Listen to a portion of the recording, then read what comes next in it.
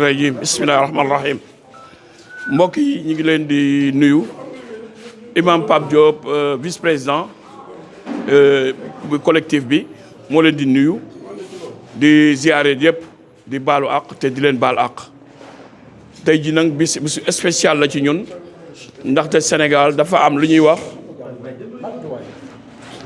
Sénégal bis bu spécial la ci ñun ndax Sénégal day réew moo xam ne dafa bindoo réew moo xam ne nii ci ay xeet yu bari ak ci ay diine yu bari tey nag muy bis bu spécial ci ñun ndax moom la ñuy wax tey dialogue islamo-chrétien moo feeñ fii dëgg tey muy suñu mbokk église bi tey ñoom ñoo taxaw ci lii nga xam ne ñun taxawal nañ ko ay fan di ko liggéeyee Louga muy hôpitalu Louga bi ngir urgence centralisée bi nga xam ne yàlla dafa def ñu nekk di ko defaraat ci Louga ñoom ñu taxaw tey ñëw dafa indi suñu participation église bi nag macha allah lépp lu ñuy def fii ci Louga rek taxaw nañ ci ñu ànd ko curé bi ak ay membres am yi nga xam ne ñoom ñëpp ñoom la àndal.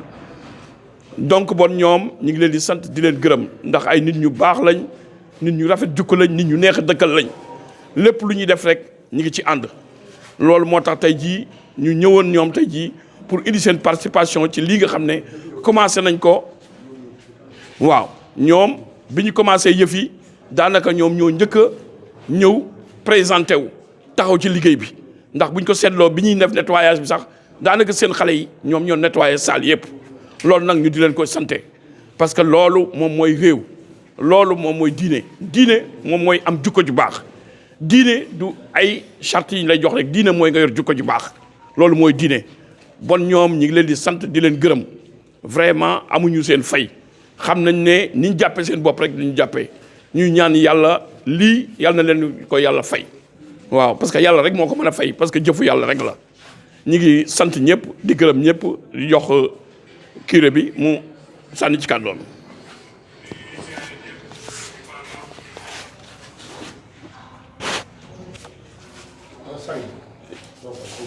Je bénis le Seigneur, je rends grâce à Dieu pour ces merveilles dans notre vie. Je bénis également le Seigneur pour la vie de Abdou Koumba Diop, qui a eu cette idée de réhabiliter l'urgence de l'hôpital Amadou Sakir Mbaye de Louga. Je bénis également la vie de l'imam ici présent, qui depuis le début des travaux accompagne ce projet, et tous les bienfaiteurs. Je suis venu aujourd'hui au nom de l'Église accompagné de M. René John, le vice-président du conseil pastoral paroissial, accompagné également de Mme Jeanne-Hélène Manga, la présidente des femmes catholiques de Louga, accompagné également de notre maman qui est ici présente, l'ancienne de la communauté, pour amener une participation. Juste la contribution que nous apportons n'est que le début. Depuis notre rencontre au conseil départemental, il a été demandé de communiquer ce projet et d'inviter les gens vraiment à réagir. Et ce que je n'ai pas manqué de faire en tant que pasteur, inviter tous les fidèles chrétiens vraiment à mettre la main dans la pâte pour que ce projet puisse voir le jour.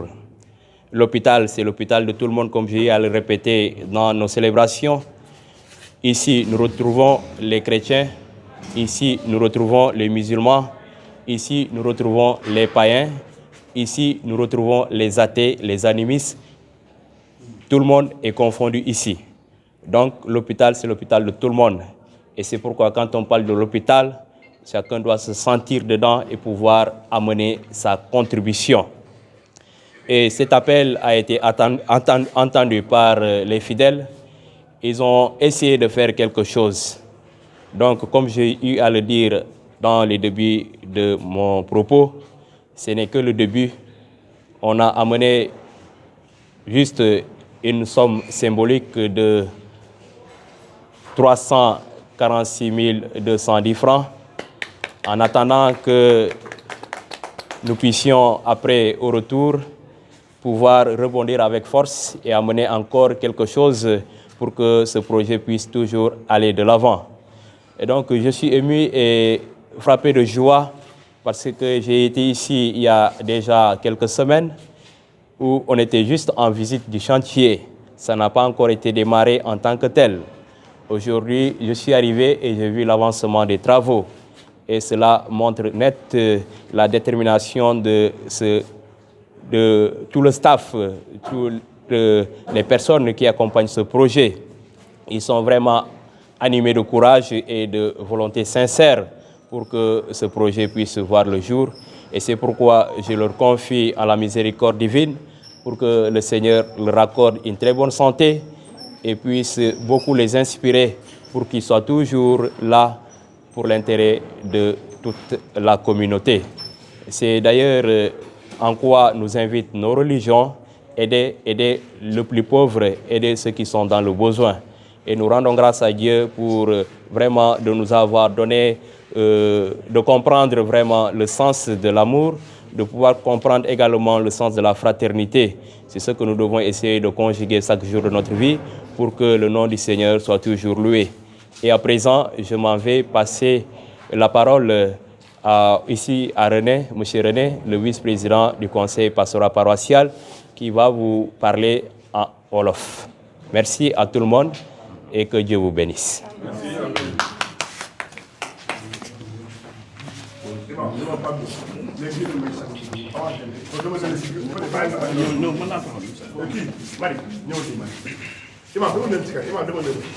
Allez-y.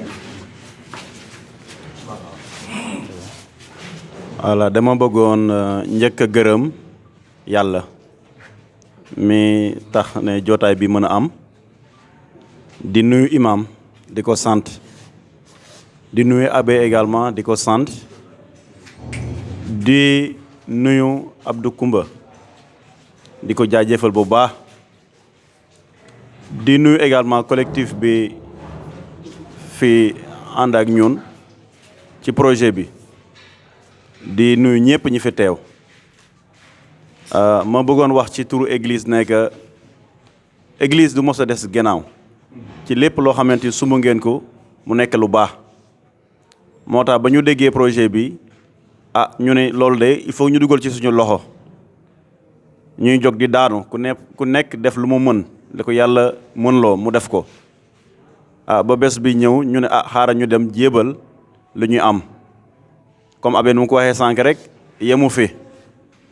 yemu fi voilà am na ñoo xamante ni bëggoon nañu dugal seen loxo mais comme yëf yi dafa xaw a gaaw mais am nañu yaakaar ne dina ñëw ñu leen di sant xanaa di ñaan yàlla rek di wax ne que projet bi na ko yàlla sottil parce que loo xamante ni njëriñu Louga la njëriñu ñëpp la ndax ku nekk dina feebar amul ne diine bi laa bokk amul ne diine bee laa bokk lii am solo mooy lan su communauté bi wootee ku nekk war na dugal loxom ndax lii nii yaakaar naa lu rafet la te comme ni ko Imane waxee sànq rek dialogue islamo-chrétien aada la Sénégal lu ñu war a dëggal la loo xamante ni waruñu ko bàyyi ci gannaaw voilà loolu daal je pense que yaakaar naa mooy li gën a ëpp solo ci mbir mi église nag lu muy indi xeeb na ko voilà comme ni ma ko waxee sànq rek affaire dafa ñoo xaw a bett ñu jublu feetu Pâques yi di nar a agsi